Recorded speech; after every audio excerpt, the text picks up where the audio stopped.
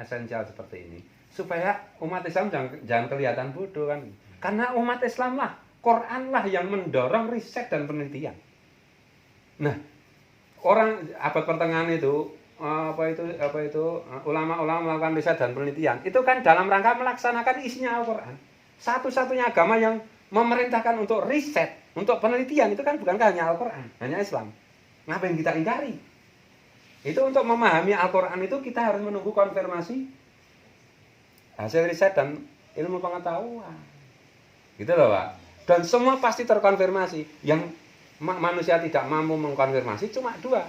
Satu, bagaimana cara menembus langit, menembus dimensi atas. Yang kedua, memasuki alam berikutnya. Itu nggak bisa, Tuhan nggak mengizinkan. Nah yang lain-lain itu, bagi saya itu mungkin saja seperti nenggon Star Trek gitu. Kita masuk ruang, kemudian materi kita diurai, kemudian dalam detik yang sama kita dikirim ke Amerika, materinya disusun lagi. Itu bisa. Sangat mungkin Al-Quran mengizinkan itu. Yang tidak diizinkan Al-Quran itu, yang manusia itu hanya punya teori sedikit, itu hanya tentang satu ruh. Yas'alunaka amir ruh, qul ruh min amri rabbi dan seterusnya. Selain ruh, selain esensi, materi itu bisa diotak-atik manusia. Bahkan memindah materi itu secara teorik menurut Al-Quran bisa. Nah, kita kok merindukan perang terus dokon numpak jaran kae. Atau nggo demo terus nggo ndupak polisi kae lho. Nang video itu kan yang kasar banget toh. Terus belajar mana? Waduh ya Allah. Ya Allah. Ya Allah. Panah di zaman Nabi itu adalah teknologi paling canggih mengenai menentukan target. Hari ini yo iki yo HP yo. Gitu toh. Ini lagi mana? Makanya saya itu ya boleh-boleh saja untuk romantisme untuk, tapi jangan repot kayak gitu itu. Kayak nanti kan sama aja dengan toh Pak. Sama aja dengan hadis tentang toh melambaikan kain sampai di atas di bawah mata kaki kan. Kalau kita memahaminya gagal kan terus pada jomplang. Nah, itu dalam hal lain teknologi macam-macam. Itu kayaknya juga banyak ustadz yang kayak begitu. Memahaminya itu kok tekstual banget. Iki majasi, iki metafor. Apa Nabi itu sedang mendeskripsikan sesuatu. Itu harus dipahami. Coba hadis tentang Muhammad Al-Fatih. Nabi nggak mengungkapkan tentang bom. Ya, nah itu loh, meriam tuh, dang. Nabi nggak.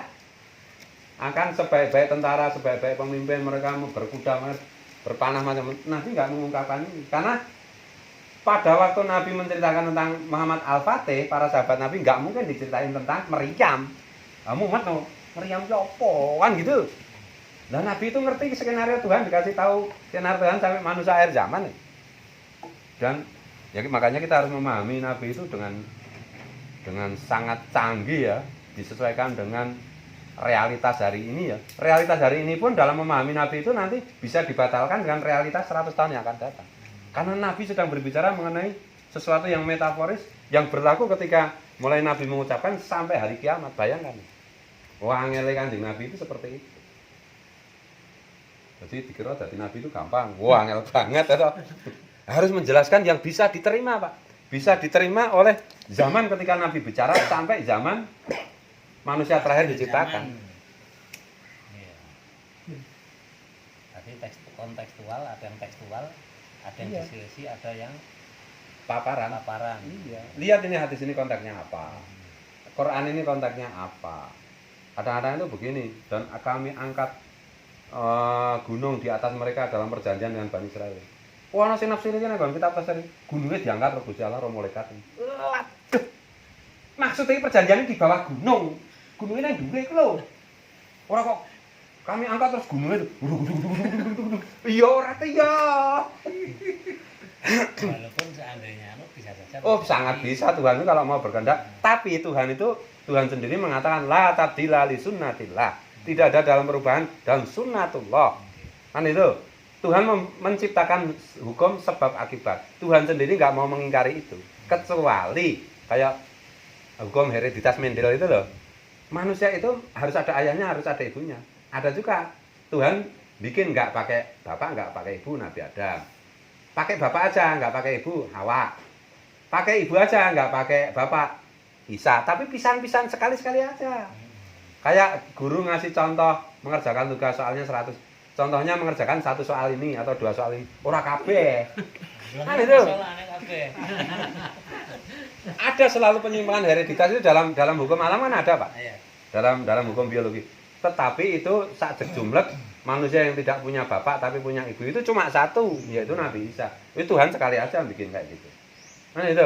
Dan semua bisa diterangkan, misalnya Nabi Musa menyeberangi laut.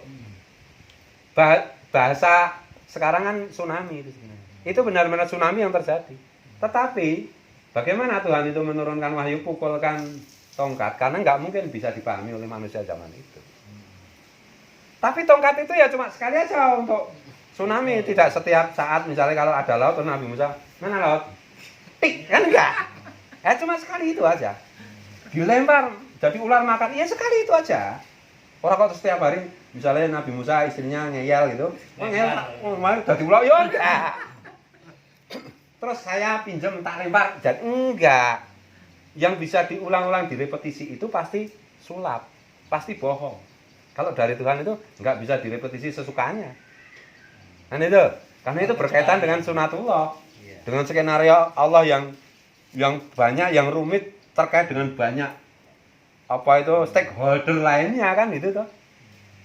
Nek penek tongkatnya Nabi Musa kalau setiap ada laut terus gini terus anu ternyata tak goleki to.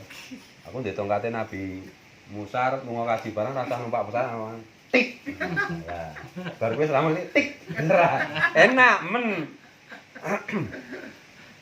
Perkecualian. Iya. Jadi ketika Tuhan itu menyuruh Nabi Musa memukulkan tongkat, pada saat itu memang Tuhan sudah membuat skenario, membuat tsunami. Jadi semua ini bisa dijelaskan secara ilmiah sebenarnya. Begitu orang itu masuk, dia lewat, akan rob. Begitu orang balik itu lagi. Iya. Akhirnya balik lagi. Iya.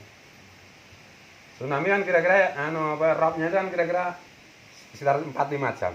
Ya pas lewat. Nah itu pas tekan tengah nututi separuh, ya pas. Tapi nggak bisa diulang-ulang, Pak.